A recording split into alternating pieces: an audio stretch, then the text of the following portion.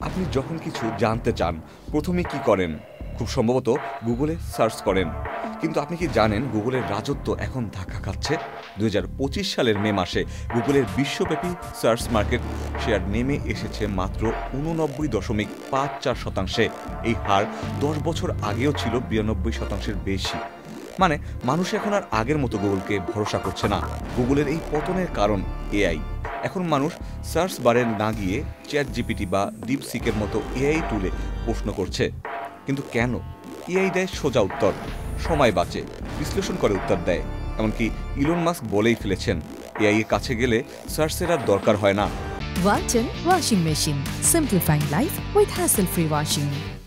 সত্যি বলতে এখন এআই এমনভাবে প্রশ্নের উত্তর দেয় যেটা আপনি ওয়েবসাইট ঘুরে ঘুরে খুঁজলেও এত সহজে পেতেন না। গুগল কি চুপ করে বসে আছে? একদম না। তারা এনেছে AI overviews, Gemini AI, AI mode in search. আপনি এখন গুগলে কিছু লিখলেই এআই নিজেই উত্তর সাজিয়ে দিচ্ছে।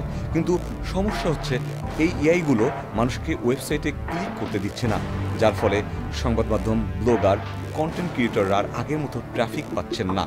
এসইও যে সিস্টেম এতদিন রাজত্ব করেছে, এখন সেই সিংহাসন কাঁপছে। তবে শুধু এআই না, গুগলের ওপর আইনি চাপও বাড়ছে। মার্কিন আদালতে এখন চলছে গুগলের বিরুদ্ধে অ্যান্টিট্রাস্ট মামলা। অভিযোগ, তারা বাজারে অবৈধ একচেটিয়া ক্ষমতা চালাচ্ছে। রায় আসতে পারে ২০২৫ সালের আগস্টে, যেখানে গুগলকে ভাঙার বা প্রতিযোগীদের সাথে ডেটা শেয়ার করার নির্দেশও আসতে পারে। গুগল এবং এআই এর এই যুদ্ধের ফলে পাল্টে যেতে পারে ভবিষ্যৎ পৃথিবীর অনেক হিসেব নিকেশ।